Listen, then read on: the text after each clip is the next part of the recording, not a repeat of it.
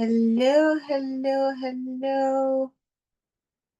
Let me just real quickly make sure everything is in order.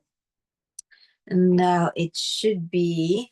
Welcome, welcome, welcome. It's Wednesday, week 7. So that means this week we are diving into the topic of shadow work and emotional space holding. And so today in this practice session, we are going to make some practices that we need to be able to do that. So this will be mainly meditation type style practices.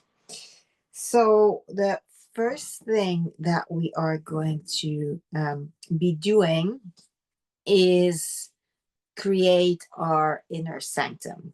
That's what I call it. People who have used Teal Swan's work before will know it a little bit more, or will know it in under the name of what she's called safe haven. That's what she calls it.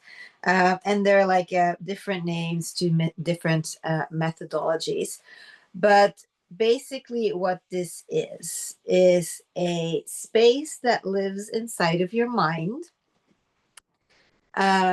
where we can do part of our processes. Um, and it's quite important that we spend some time creating on this.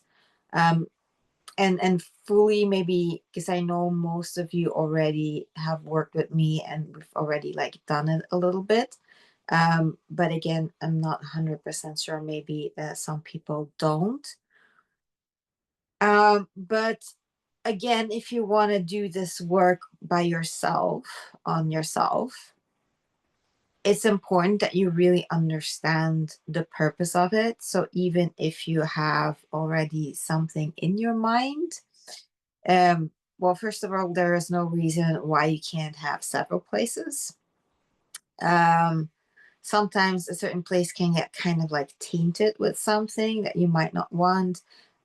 Maybe you might want a different space for a different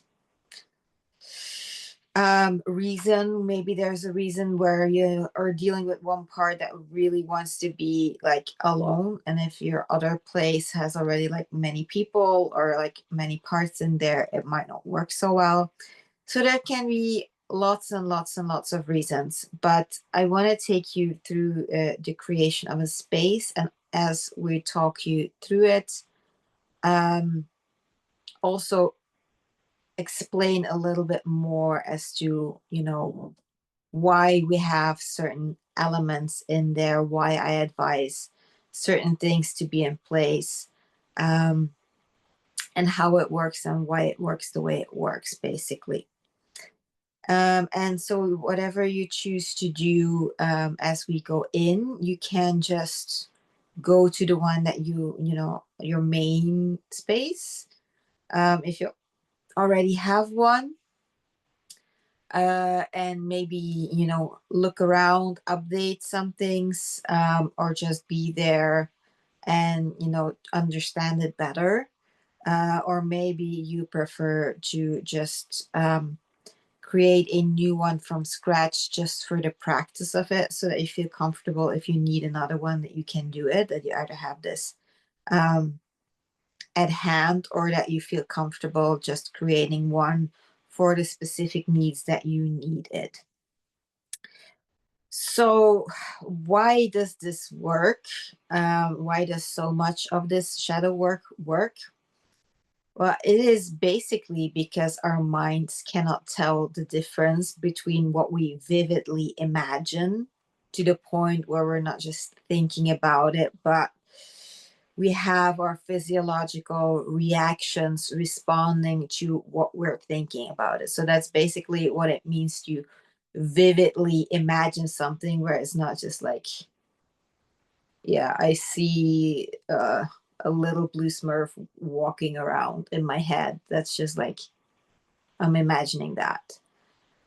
But if I'm going like, well, I see a little blue Smurf walking around in my head, and it's tickling because his feet are like jumping, and you get really like into it, and then you feel that like if like it's tickling, and you feel kind of like the tickling in your body. Then you go into like I guess what we call vividly imagining. So when we're vividly imagining things, our mind cannot tell the difference on whether we're making it up or we're actually experiencing it. And that's why it holds so much power. And the creation of an inner sanctum or an inner space or a safe haven, or however you like to call it, I'm just going to call by inner sanctum. That's how I call it. Just know that's what I mean, because otherwise it's going to be like a very dragged out explanation of constantly having to try to put every name available on there. So we're just going to go with that one.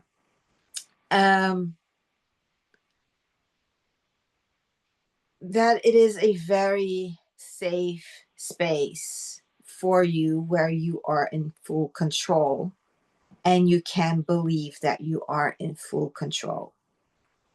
So that's why we create this space, because even if we go into memories and we're like imagining being out and about in the world, maybe your home, maybe other places that you were as a child, it's very helpful, and it helps us resolve what was happening in there.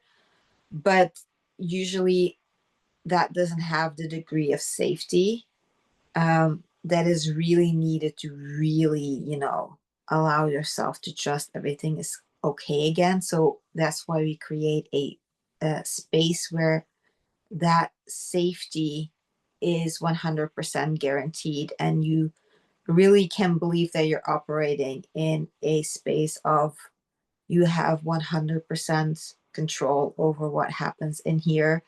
Nobody can come in there without your permission. Nothing in there can happen without your permission.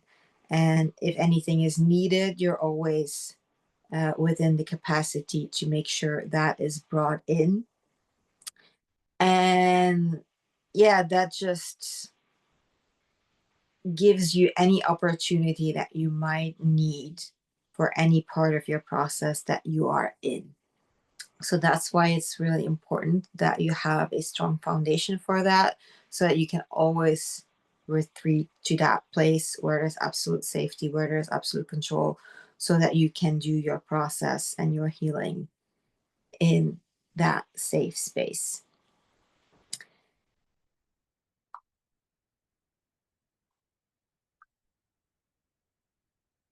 So with that being said, you can close your eyes.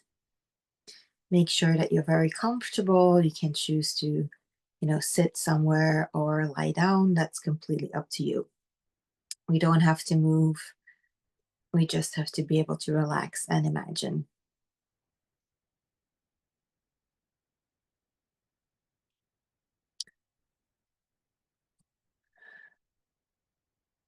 And so the first thing that we want to decide upon is whether or not we want to create a completely imaginary place,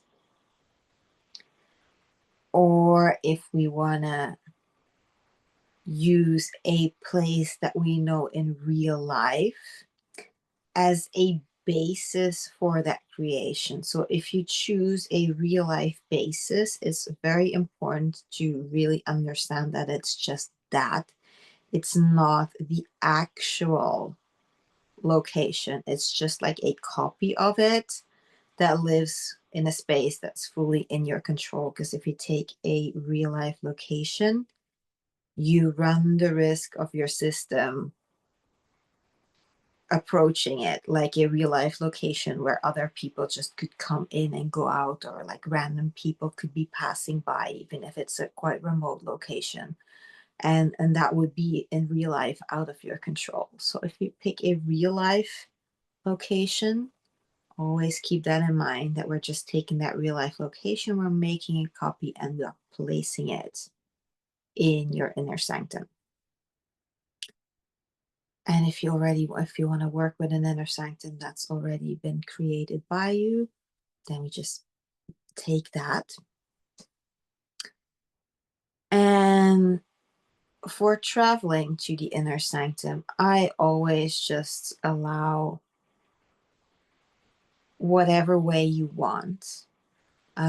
Because the inner sanctum in and of itself is quite magical. It holds possibilities that our reality doesn't hold.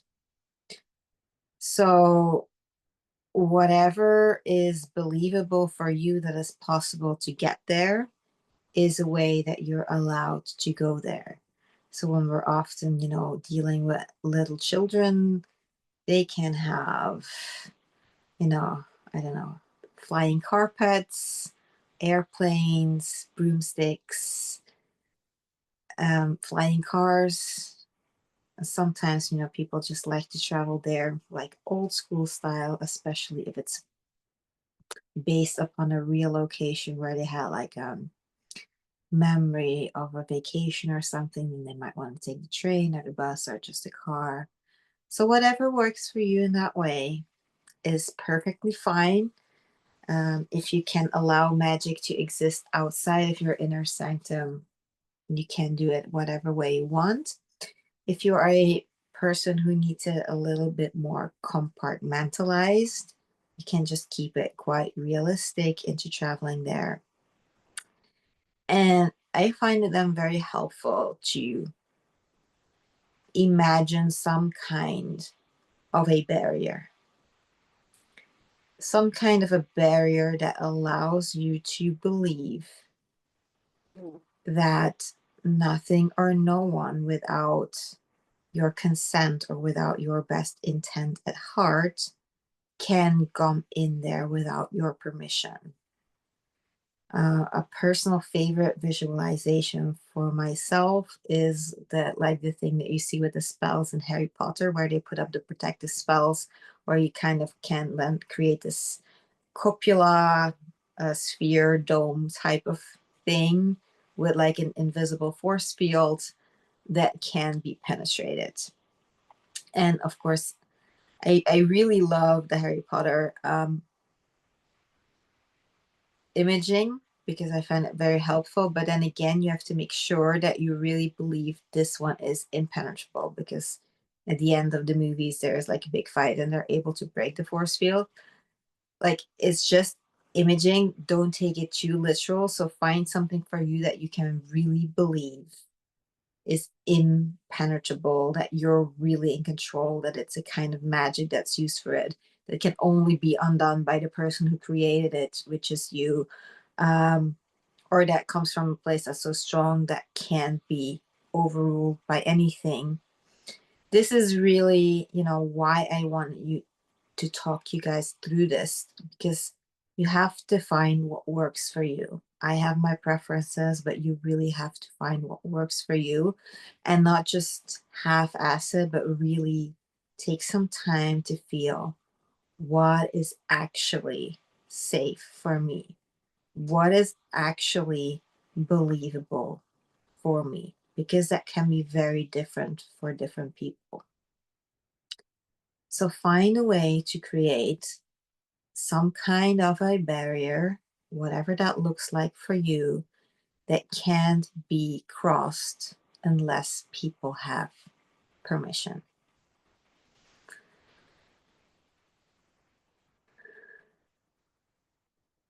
And so then you can cross that barrier.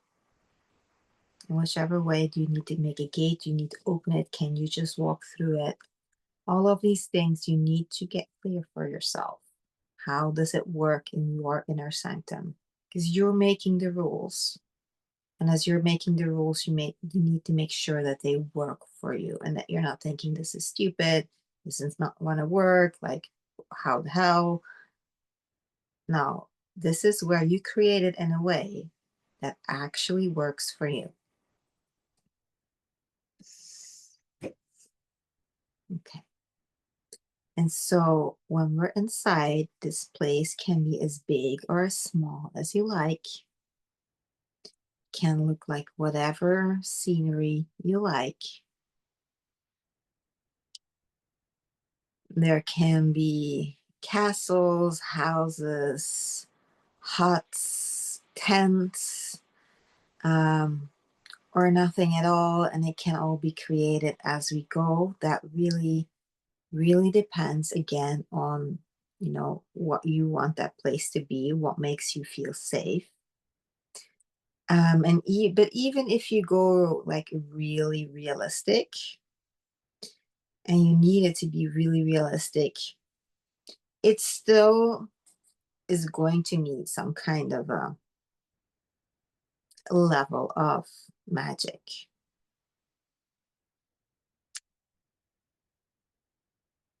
And one element that is a kind of non-negotiable, that's very important for the process to have in there. So if it's based on a real life place and it doesn't have this, you're gonna kind of have to add it in some way that works for you in your version of the inner sanctum, which is a form of water that allows you to really kind of go in there. The smallest you could probably do would be kind of like a shower, so you could let the water run over you. But then again, this is something that you're gonna want to do together with a part. So then it's kind of gonna have to be a two-person shower. So in general, most people will go with like a kind of natural body of water, a pond, a lake, a waterfall, a stream, an ocean, something like that. And the water that's in there has somewhat healing power. It has cleansing power. It can take the emotional energy, which is something all water can do, kind of in a stronger way. I would say like make it look like it's like light inside of the water. And so it has extra strong cleansing properties. Or what we usually also say, like when you're in there, like, okay, go in there, really let it wash off, like feel those energies like wash away from you. But you can also drink it so that you can feel it inside of your system, just not just on the outside, but also on the inside going through your system. So you might want to spend some time figuring out like, what do I want it to be? What would I feel good with? What would I like to go into? What can I imagine having this kind of magical healing water like quality? Because when you're very convinced of it, it will make it all much easier. When you really believe it, when you can really get into it, that vivid imagination is going to be so much stronger. And you're really going to be able to feel it. And even though it's just your mind putting these things in motion, it's this imaging that we're going to use for it. So the stronger that imaging hits for you, the stronger that effect is going to be, because your mind can't tell the difference between what's actually happening and what you're just vividly imagining.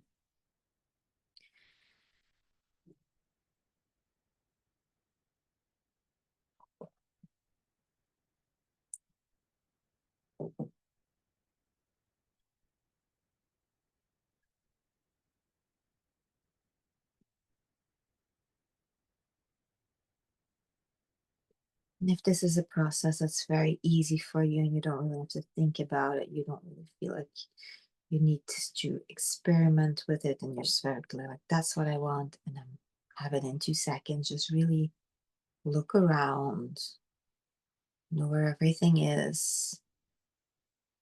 Allow yourself to live in this space for a bit. See if there's anything you want to tweak.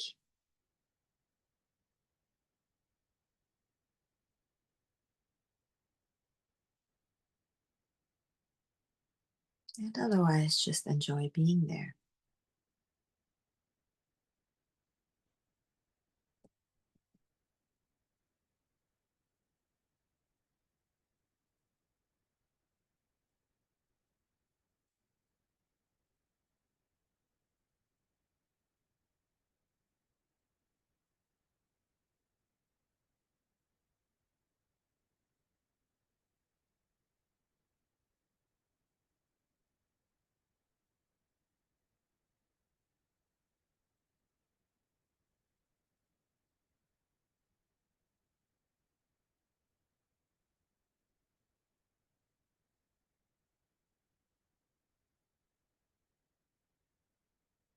If you need more time, feel free to pause the video.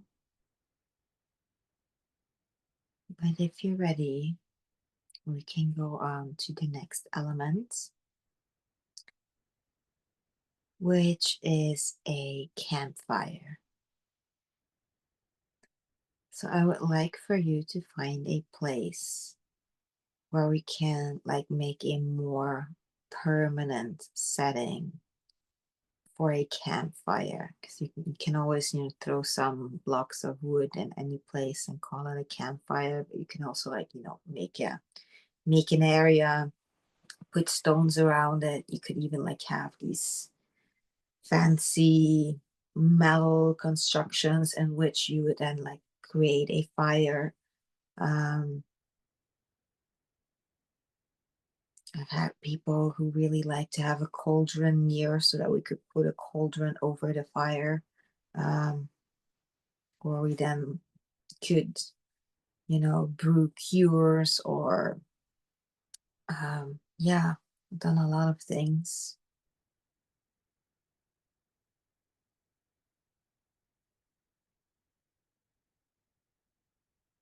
This really is an imaging that comes with the journey way of working. The water is really an image coming from the completion process, but this a fire pit campfire is one that really comes from the journey. And it's a place where we can go that's very safe.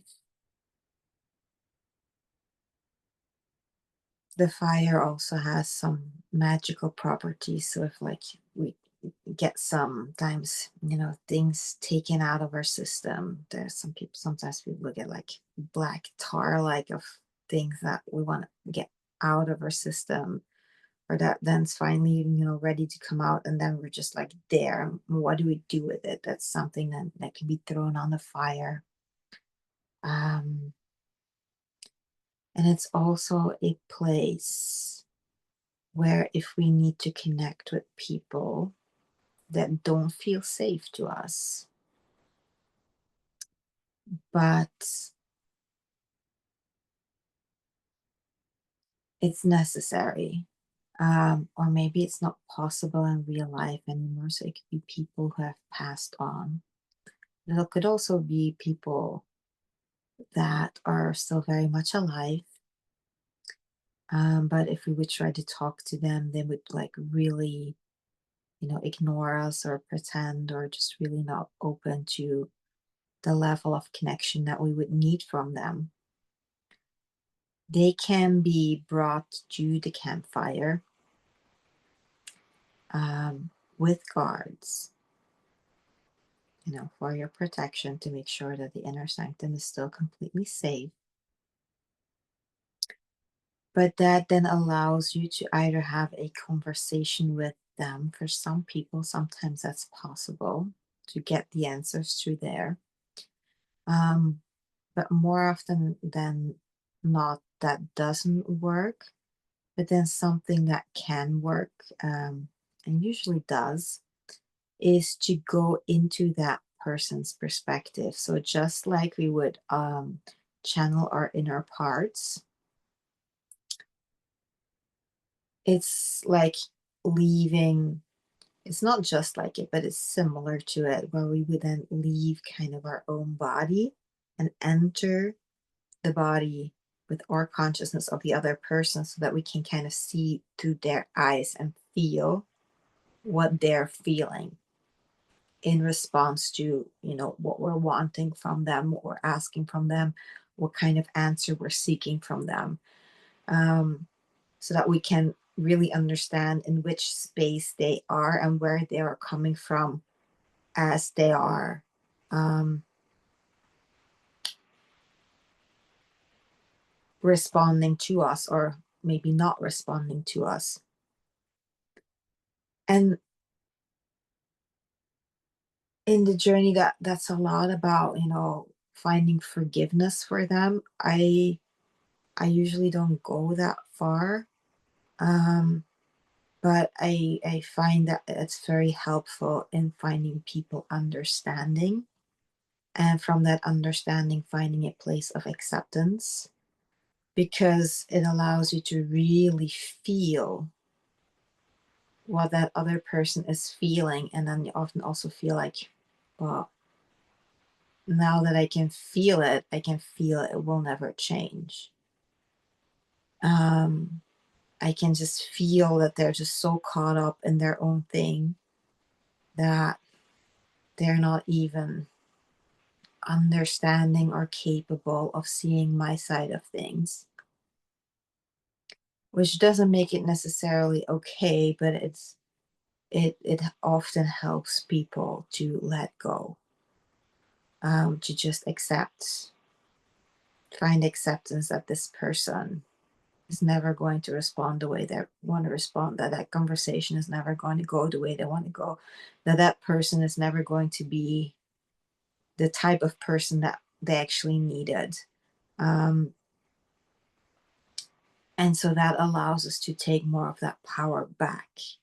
And for that is something that I always do around the campfire, because that fire, that warmth of that fire can make you feel really protected. And we also always like have a lot of guides and protection and so come in for that. Um, so I hope that makes you understand better. And then by now you have a really nice place for this fire of yours in your inner sanctum.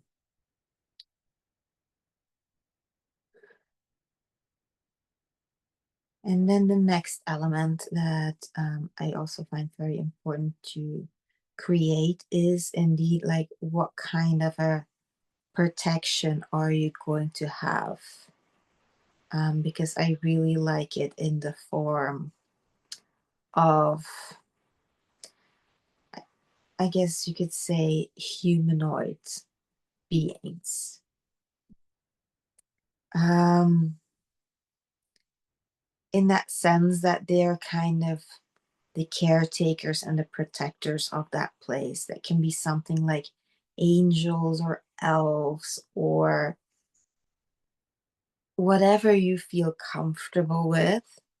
It kind of like these beings that it helps the magical element and the protection um, raised to a higher level, in my opinion, to have that out, like to still like you could have a sphere, but then still like over that sphere, there's always like a bunch of beings patrolling, making sure that even nobody can approach it, and they're the ones also that in case we need to go get a person and bring them in there, they're the ones who are doing that, and they like have like super protective powers. They can be like guards, so they are bringing basically that those people in chained in whatever way, like, I don't like it to be um like medieval chains or something, but kind of like energetically bound so they cannot hurt you in any way. And these beings will just, stand there very close and making sure that that other person is in no way capable of attacking you before they can intervene. So that I find a very important concept for you to create. And it doesn't need to be all beings from the same species or whatever. Can be anyhow way you like. It can be different species. It can be kind of a warrior angels type that are like guarding outside, but then inside is like maybe like tiny fairies who are taking care of everything. Um, but I also find it like, because we're leaving a lot of inner children in there, find it helpful to know that they're always going to be like these beings in there who are taking care of them, who are making sure that they're getting everything, that they're fed, that they're taken care of, that they're nurtured, that they're nursed, that they're not alone, that they have people to talk to if they have questions, and so on and so on and so on. That's why I kind of like to have these magical humanoid beings, whatever they are for you, that work that makes you feel very, very safe around there. And some of them are like guardians protecting the boundaries Other ones are more like the nurturing types who are like looking after everything that's living within that space and making sure that they have everything.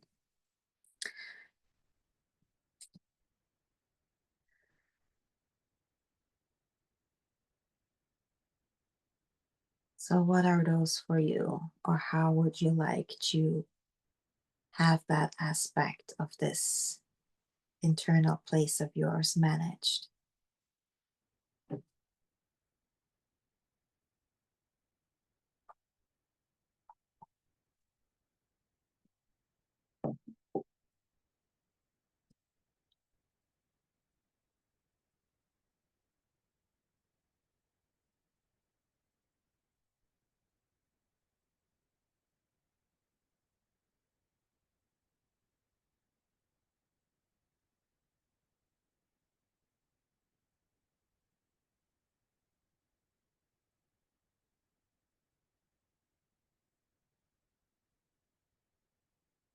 And then the last thing that I want to take a moment to get clarity around is how can the rest of the magic happen believably for you?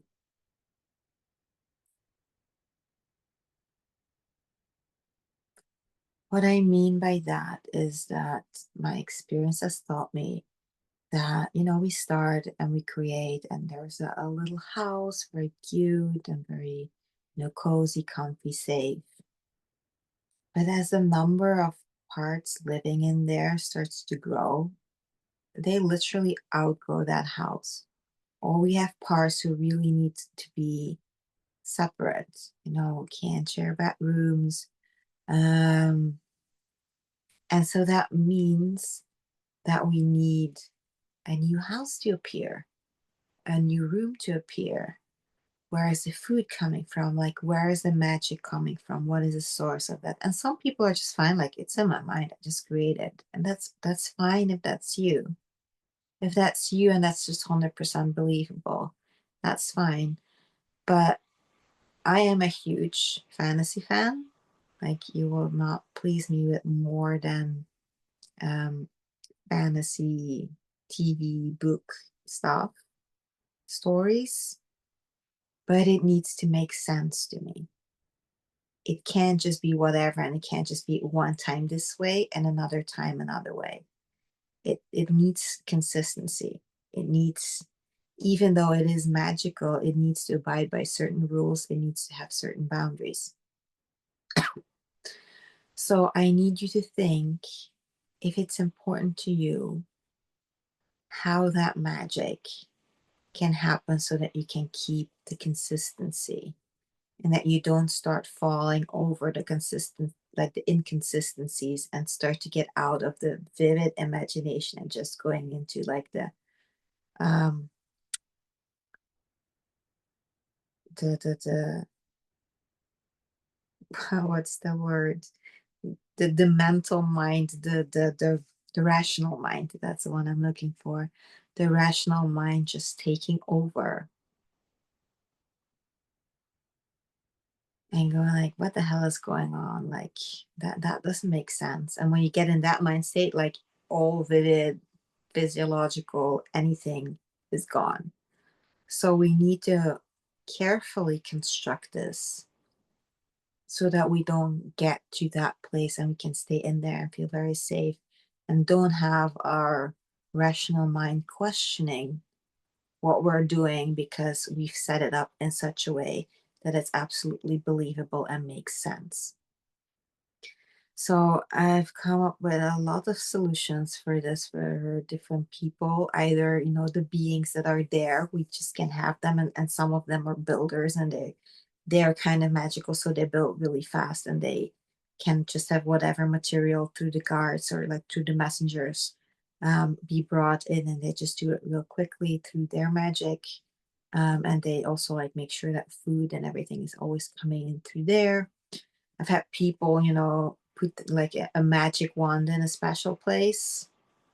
And then whenever they need something to appear or to be changed, they can take the magic wand and use it to do that. Um,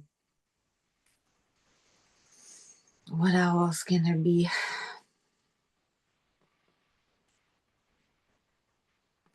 Well, the sky is basically the limit as long as it's believable for you. So, how would you like it to go, and how in a way that makes sense to you? So that whatever needs to be there that we cannot foresee right now can be there in an instant whenever we do need it. Because different parts come with different needs, and we've had to build on things later on we could have never foreseen earlier down the process.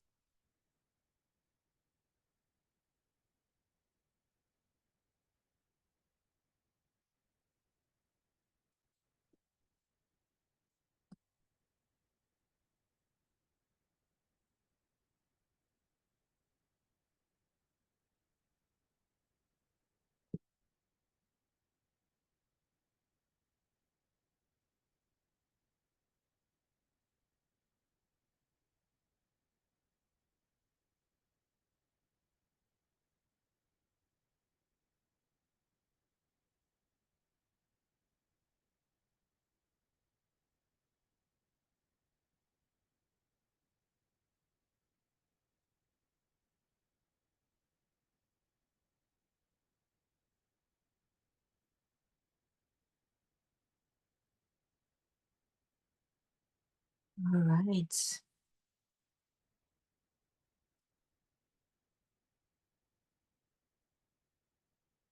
Then this should conclude your creation of your inner sanctum, or one of your inner sanctums.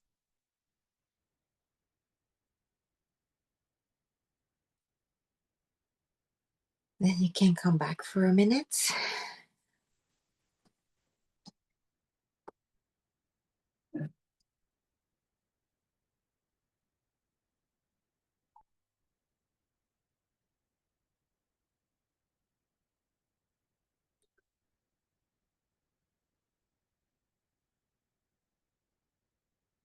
and just know that when you're leaving there, everything is perfectly locked and safe, and you have very free access coming and going, and no one else does. If you leave something in there, you can trust you will be able to find it when you come back in there.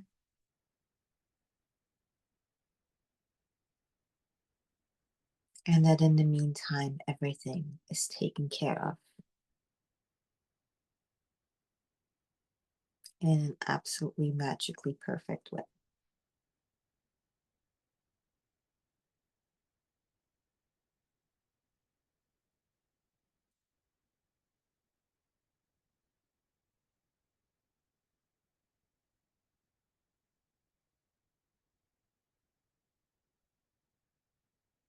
Maybe worth mentioning a little bit is that when we have inner parts go in there, especially inner children, we might still have to update who and what is in there, to make sure they're like very safe. And one thing that I always like to check, especially for children, is like, is there any particular figure that they, make them very safe to be around? And then often we go into fictional kind of characters. Um, things like, a Superman, or like again a Hagrid from Harry Potter, or um, you know, people like that, these very protective, safe figures that are like very strong and make you feel like they can really protect you really well. Something else that works really well is ask if they want animals. I've had little children who had like a bunch of like dogs, like a whole pack of dogs, and then just being in the middle of it so that the dogs will guard them from whatever. Um, just one dog or a lion or like this thing that it's like makes the kid feel very safe, like it's an animal they can really cuddle, hold. It's nice, it's like animals are amazing in that way. So having those brought in like specifically to the parts um is a thing that can be very helpful. And so you cannot bring all of that in advance. You really will have to see what each part really needs for their particular safety. Everything that we've set up so far is kind of this global thing really for you and your believability and your comfort, um to really be able to hold this place in the way that it's meant to be. And so all of these extra things, they can be added later on to the specific needs of the inner children and inner parts that are going to be staying there. And that's perfectly possible in a way that's absolutely safe.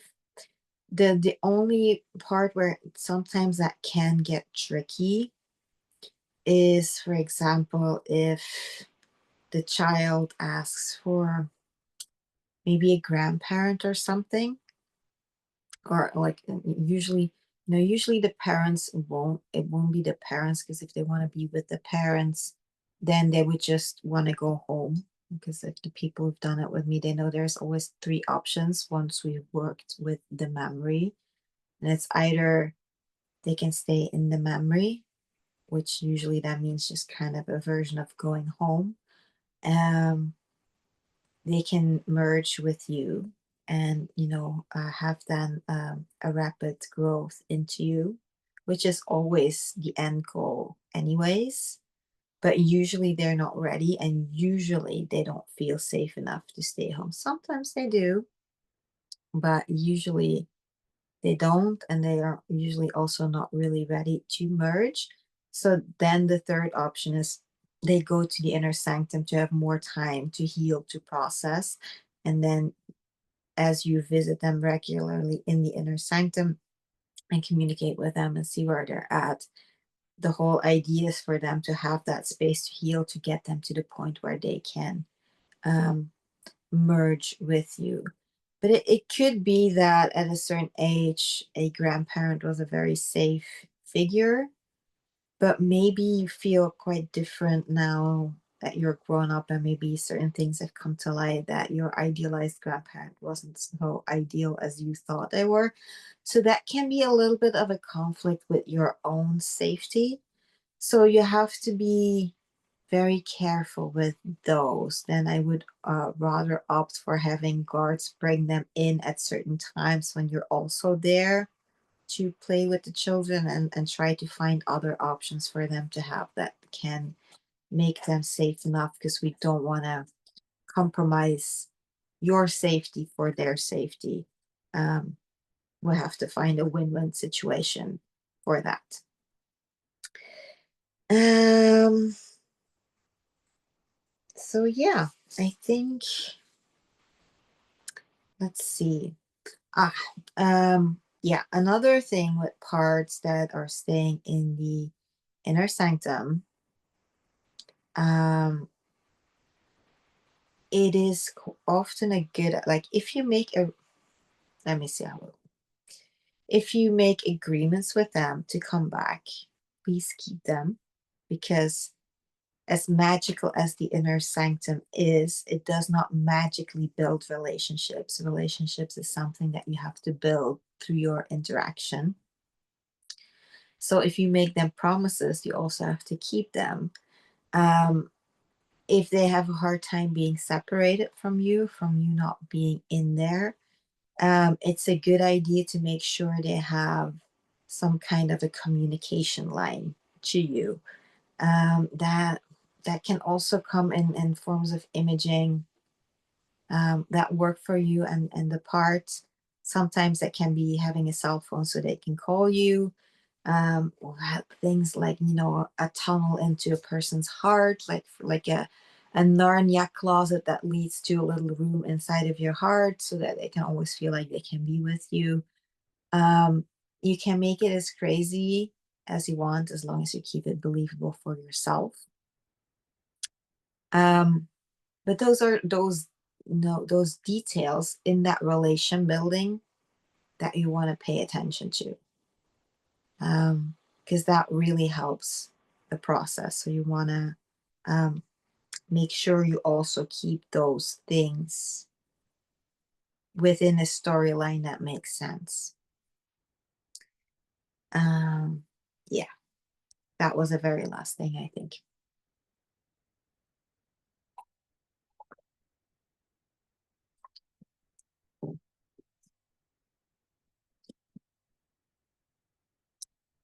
So then we are going to go inwards once again, and we are going to go over the earlier part, I guess you could say. Um, the more emotional space holding and showing you into how that then connect into a memory, and then how that memory then can connect into going to the inner sanctum. So for this, we're just going to really turn inwards to ourselves again, closing our eyes, taking some deep breaths, and just really landing in our body, letting go of some of that stress, allowing that energy to flow out of our head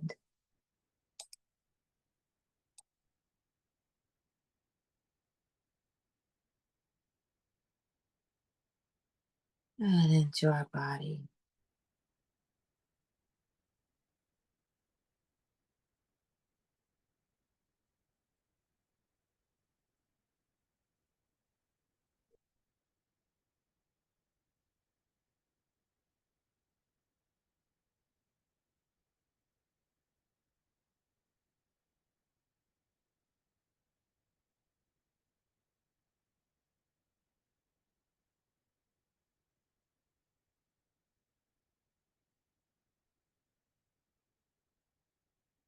And the first thing that we have to do is we have to pick a starting point from where we want to do the process.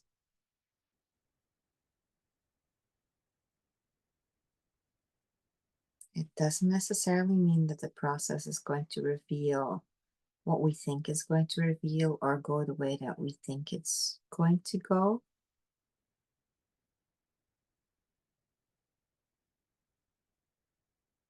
But we have to start somewhere. So that's a point we need to choose.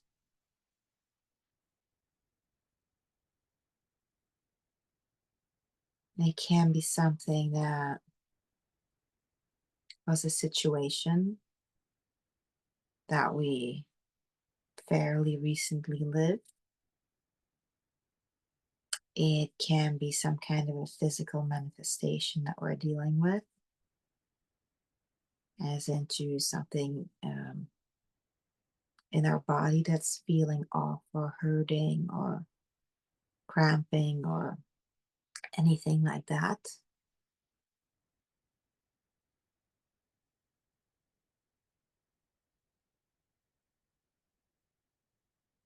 And if it's like a situation that happened, we can recall that situation and then we recall how that made us feel. So we always want to go to a point that starts with how does that feel? And more particularly, how does that feel in your body?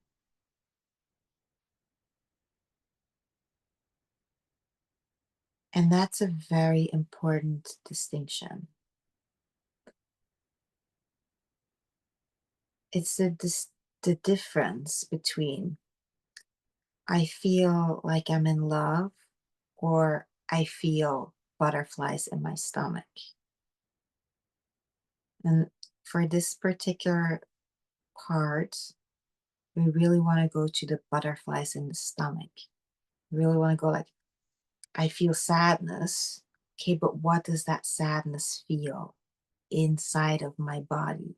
Which area of my body has physical sensations that tell me that I'm feeling sad or angry or whatever emotion it is? The first step is really to tune into the body and whatever we have going on, whether it be an emotion or a pain, to really then tune into like, where is that in the body? Where is that pain? Where is that emotion? And how does that feel? And describe it to the most detail as possible. I always like to tell people, like, imagine you're kind of like these biologists who are like observing animals in the wild. They're just noting everything that they're doing and how they're doing it and what's the difference today between yesterday. And so I can feel tension, but there are hundreds of different ways to feel tension. It can be in different places. Um, it can have like all these different flavors to it.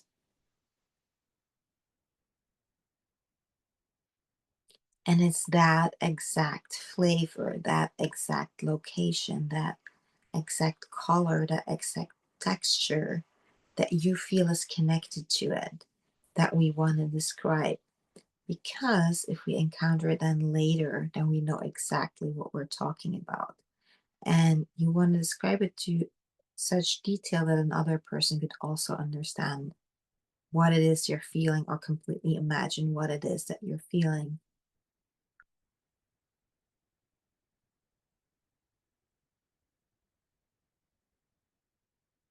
And there are lots of ways to do that, and you do not always need each one, like all the boxes checked, but just enough to get real clarity on this very specific emotion. Because you've probably been angry a lot, but each time you've been angry has been different. Or not each time you've been angry has been different, but you've had different kinds of anger. And sometimes they're the same and sometimes they're different. And this part of the exercise shows you which angers are the same and which angers are from a different group and another group and another group. And then you find that you have like several different groups of anger and you know which ones are kind of related to the same thing and which ones are not. So that's why we want to get real clarity. And just like, that scientist is describing in his little book, like, this monkey does that, this monkey does that. And then, by this, like, oh, if the monkeys start doing that, it means it's going to rain because you've made that observation over and over.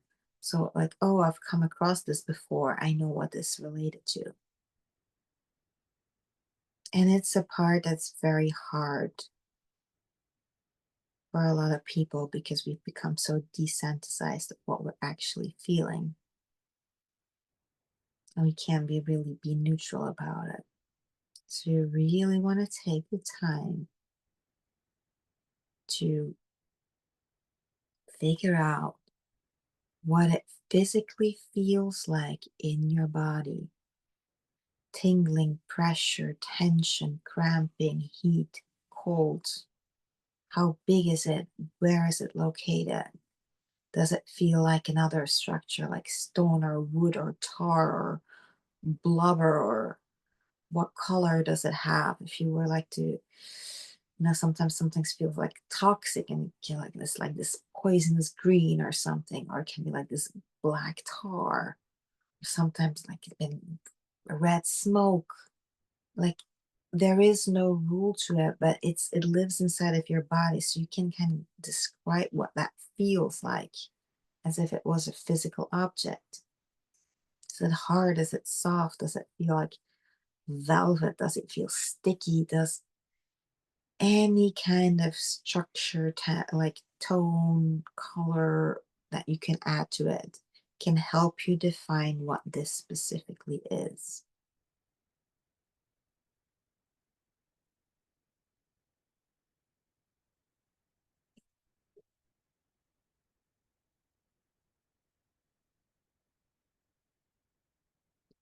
Now, once you've defined it, you stay with it and you let it get bigger, bigger and bigger and bigger, and take up more space in your body and get more intense.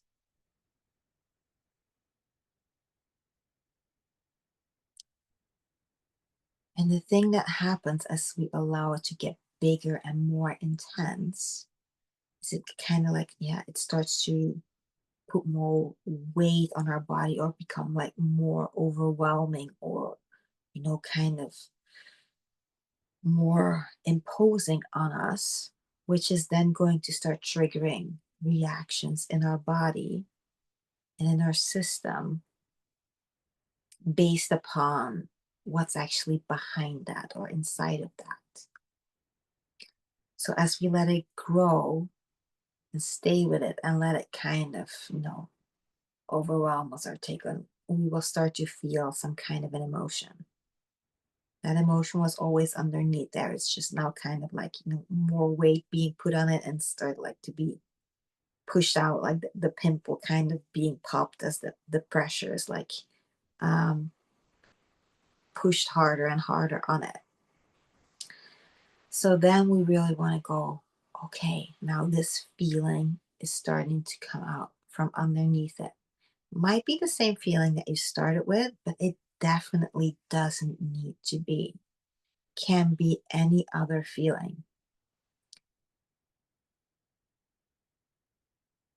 And our reaction before in our current situation, it might just have been, um, yeah, something layered on top of that. And then now we're finding really what's layered underneath there, right?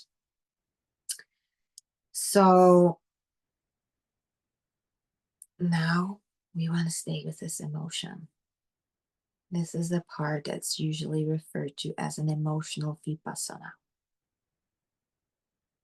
For those of you who don't know what that is, vipassana is kind of a form of meditation where we just really just stay present with what is without distracting ourselves from it in any way. So this is what we want to do with this emotion. Really stay present with it, really feel it. Try to let it get as big as we possibly can. Try to let it take out, try to let it take over everything in your system. And just feel that emotion with everything that you've got. Invite it in, invite it up. I like to apologize to it for ignoring it for so long, even not knowing that it was there, but that you understand now that it has always been there to give you a message and that you've never heard it, that you've pushed it away at some point, consciously or unconsciously, when you might have been very young, so you didn't know better, but you're educating yourself right now. And you're trying to catch up on all that work now that is stuffed down the system because you didn't do it earlier. And you're sorry it had to wait so long before it was its turn. Things like that. That again is a form of relationship building. Might seem a little abstract to an emotion, but that emotion carries a message for you. That emotion is connected to the memories of when this emotion first appeared in your life. That emotion is connected to whatever happened to you that got trapped in here that is now stuck stuff down in your body somehow. And we want that emotion to help us understand that. And we want that emotion to reveal those memories to us so that we can have access to them and we can actually help ourselves and resolve them and help those parts that are trapped in there.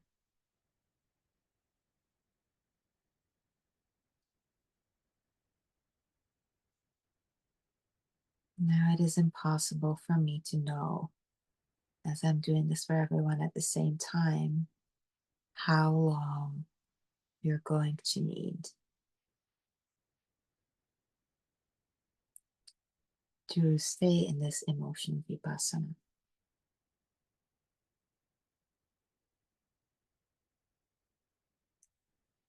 to get access to the memories. So I'm just going to go through this process at a calm pace, but probably still too fast for everyone to fully finish it. But again, you will have this as a recording so you can pause at any time that it's going too fast. So you might want to have, if you can, your laptop or your phone or whatever, like close to your hand, easy access, so you don't really have to get yourself out of it too much, but just, if you need to gently open your eyes a little bit, or even if you can do it just on touch, to press the pause button. Usually on a laptop, that's quite easy with the long space bar. And with the phone, it's also usually just a little tap in the middle, a tablet the same. So don't pull yourself out too far. Can be really, really simple. Just a little tap going in and out as you need, pausing for this process for yourself to give yourself the time that you need. And if you need longer at this point, I would suggest that you actually pause, because now we're going to go into the retrieval of the memory.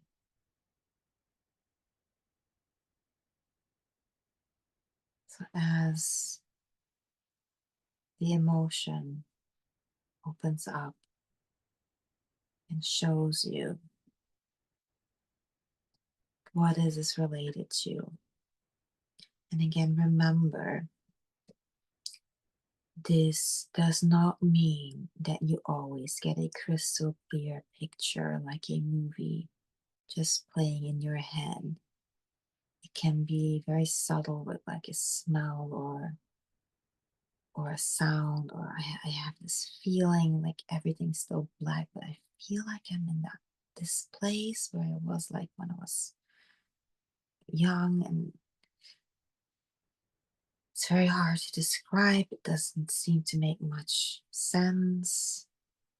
But that's all okay. That's all memory. And these things, they come sometimes back in bits and pieces. And it doesn't make it any less valuable than if you were to have a crystal clear picture that's just playing like a movie. Take it easy with whatever you get. And quite often, we also don't really know right away what that memory is, or like how old we were. And that's like a thing we want to figure out fairly quickly, not in a rush, but it's one of the first things we really want to figure out, kind of more or less how old we were. If you have no clue, something that can be very helpful through the imagination is to look down and look at your hands or look at your feet and see how small or large they are.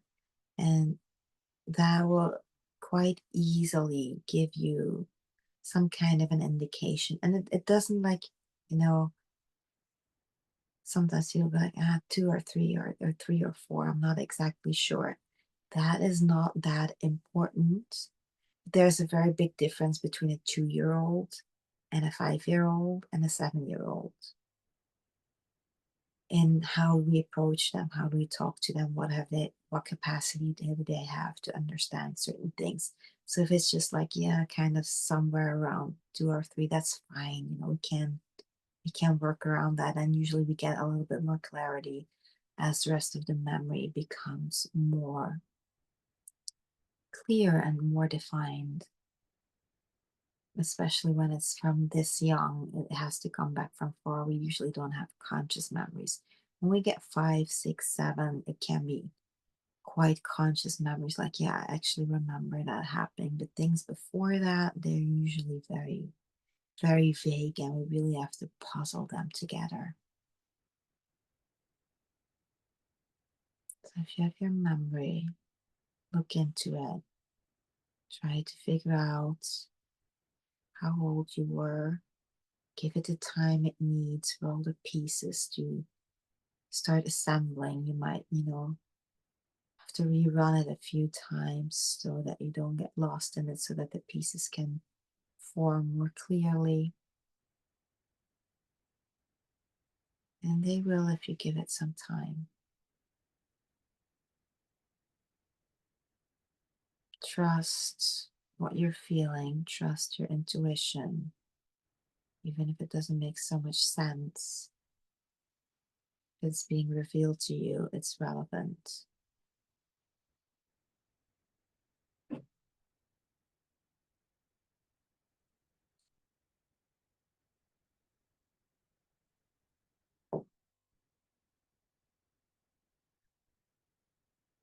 And then we really want to relive that memory in our mind to the fullest that we can as the little child.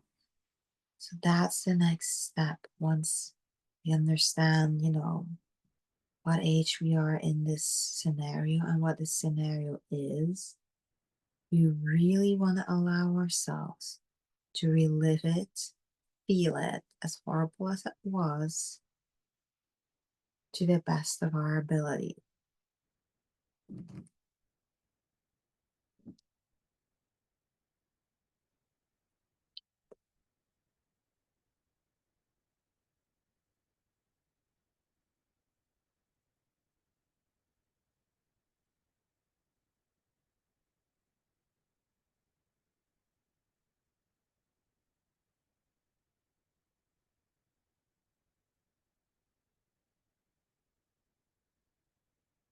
Relive it in the vivid imagination. You don't really have to make anything up at this point. It's just a reliving of the memory, but with the same purpose of having all of these things in our physiology, in our system, in our feelings being stirred up to the point where, again, the mind can tell the difference between something that happened 20 years ago or something that's happening now, or yeah, 30, 40, 50 years ago, whatever it is, to the point where we're re experiencing it so vividly that the mind can't tell the difference on whether it's happening now or again in our minds.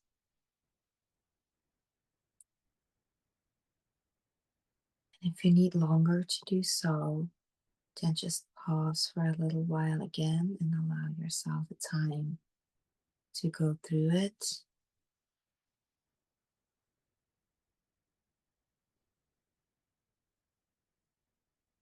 But if you're ready, and we've fully relived it, then you can step in as your adult self into the memory.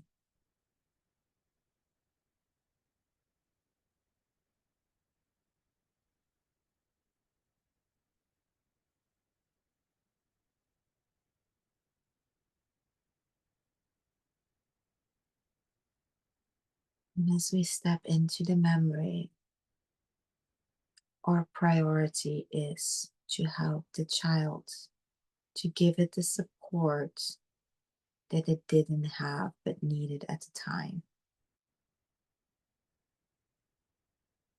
It's in an extremely dangerous physical situation. Make sure to take it out of there as soon as possible.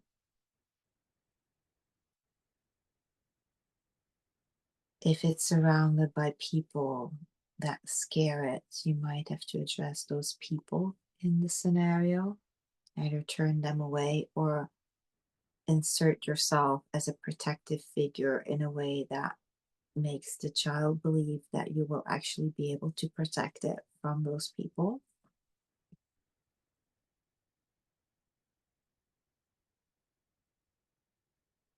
You might just have to talk to these people and say that's no way to treat a child.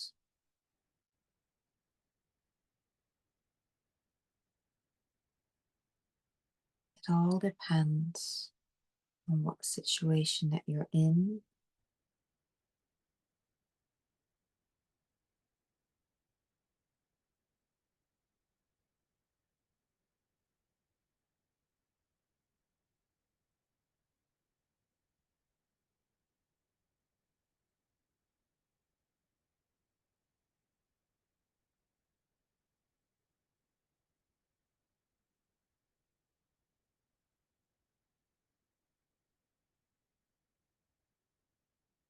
And you're going to help the child with whatever it needs, to comfort it, to talk to it, to tell it what it needs to hear, to help it understand, to take it away. There is no harm in doing things that can help facilitate the process. I like to tell people, well, does it want to go for ice cream? Does it want to go to the toy store? Does it want to go to the playground just to have a little bit of a relief first? And then in the same time, we continue the process of talking to them, connecting with them, of explaining to them.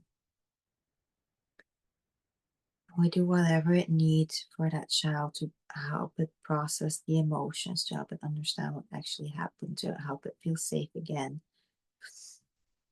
and to stay with it as long as needed,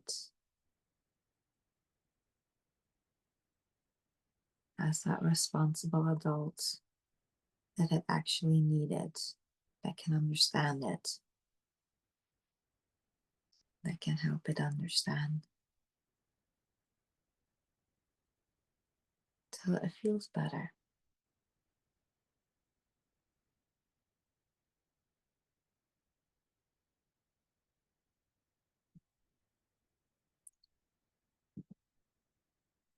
Now, if you got a memory where you're older than 7 years old, it's perfectly okay to still do this. But ideally, we want to find one from before, like from birth till around 7. There is no exact date. But if you get one from when you're a bit older or a teenager or something, it might still be very helpful to take care of this child or teenager, anyways. Just keep in mind that you're not at the first one, because the programming all happens basically up till this point around 7 years old, because that's when we start developing our reasoning capacity. Everything before that is pure emotional imprinting, and then everything after that is just a repetition of all of those imprints that we received in the first 7 years. So we might have to go back earlier, but it can never hurt, and it will make the next process easier if you take care of the elder child first. So that's not wrong at all.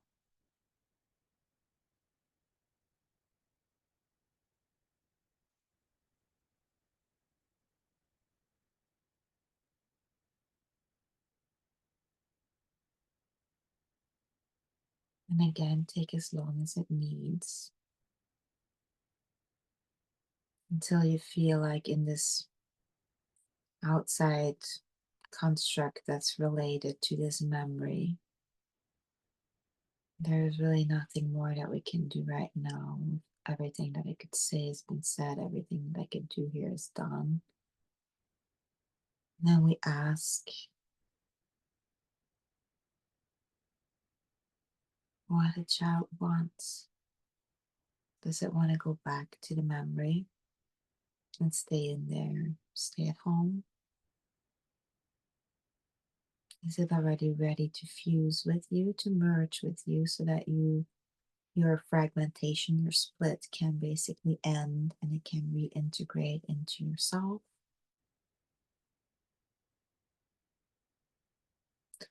Or does it need more time and a really safe place where everything will be taken care for it and it can just take that time it needs to heal from this experience? And we invite it to come with us to the inner sanctum. And then again, depending on everything that you've just decided for your parameters, you find a suitable transport for you and the child to go there. If you need longer, by all means, of course, pause this video before continuing. But if you guys are ready, you can get on the transport. If you want to stay home, you can say your goodbyes, explain how brave that is and that you understand that choice.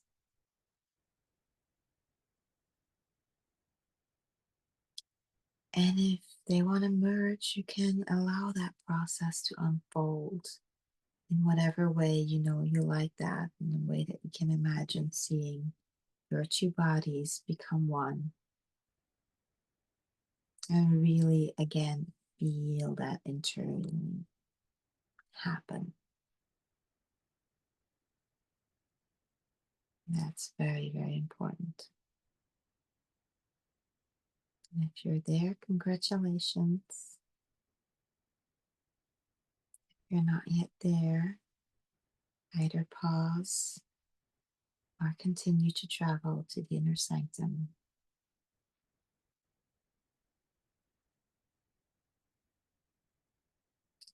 And you can see yourselves crossing the barrier, knowing that you're completely safe now in here. Everything is in order and in place. And the first stop you want to make, depending maybe a little bit how the kid is feeling, either you want to just give it a little tour or you want to go straight to the water, because that's the first thing we're really going to do, is go into the healing water, the cleansing water, and to let it wash away all the residue,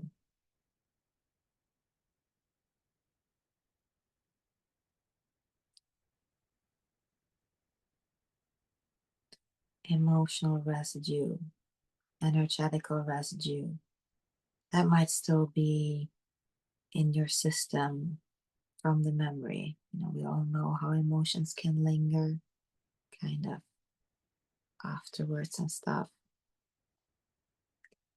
We really don't want that. We really want to be cleansed from this experience. So that's why we go in the water, bathing, swimming, drinking, whatever works for you. Wash it externally, internally. Feel that light being absorbed in your body.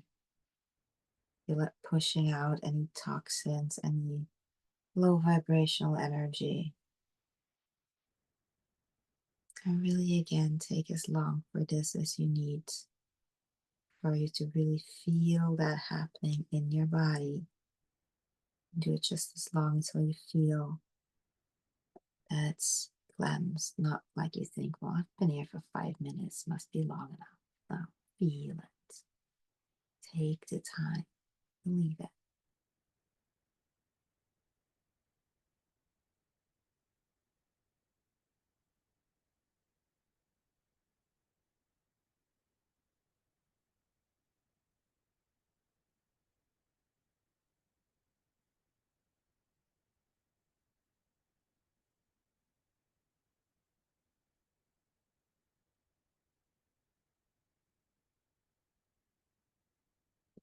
And by all means, if you need more time, stay in the water. You can choose to pause or just listen while you're enjoying in the water. So I'll explain some more things that we can do now, continuing in the inner sanctum.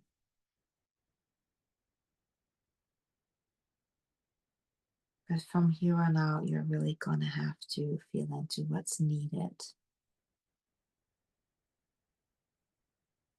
So once we're ready to go out of the water, we want to make sure that the child is, settled. You might want to show it its room, or let it pick its room, or let it create its house or tent or whatever it wants to stay in.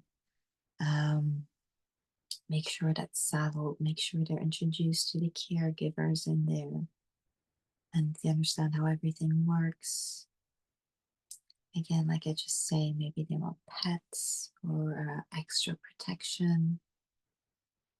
Just make sure they have all of that in place. Also, we might want to continue certain conversations to address certain needs that they have, for understanding things, or just feeling this connection, or building trust with you. And there is no particular order in which this best goes.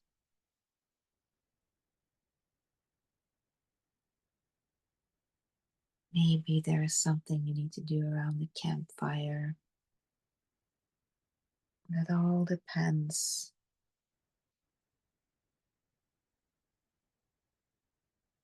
If they're, for example, angry with a parent and they want to express that in a safe way, that would be a way to do that.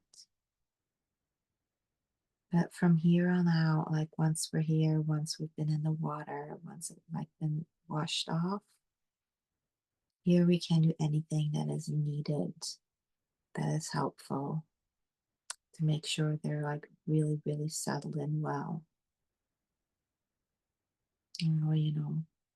Make sure always, like I said, to have agreements on when you will be returning, how often you will be checking in.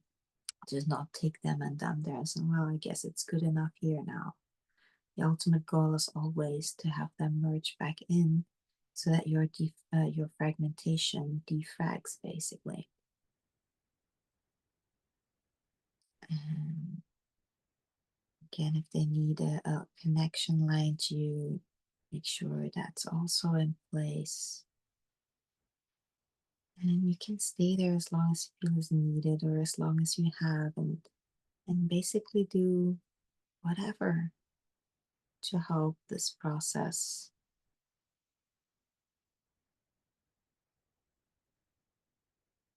to help this part of you to build the relationship with that.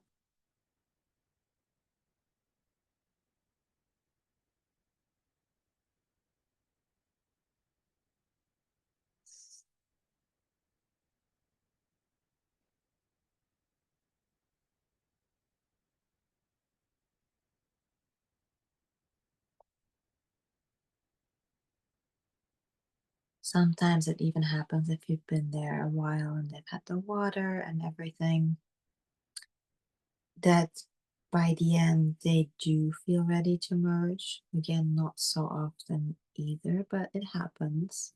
So that can always be some last thing that you check.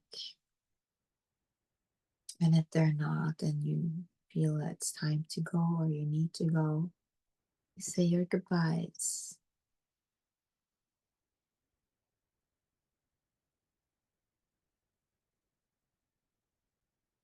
And you make sure that everything is in place so they can rest assured while you're gone.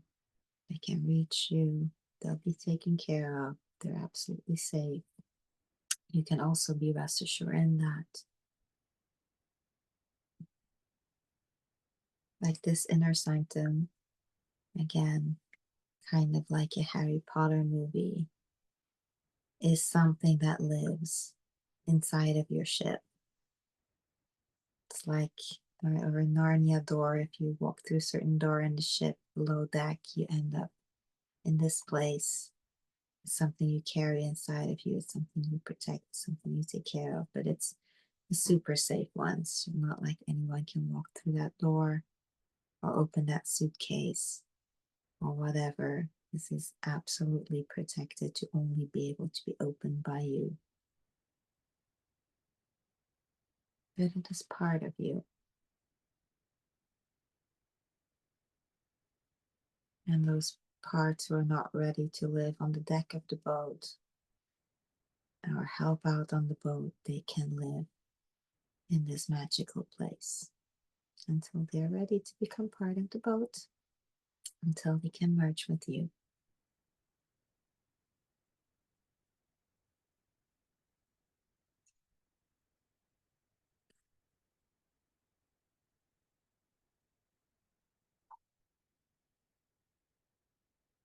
If you feel like you need to stay in there longer, by all means, stay there longer. And I'll just say my goodbyes from here, because this is the end of how far I can guide you without any further context. I do hope it's very helpful for yourself to guide you through, to know what to look for, to know what to watch out for, to know what to do at which point. And if you have any questions about this, I'll be back here Friday to answer them. Take care of yourselves and see you soon.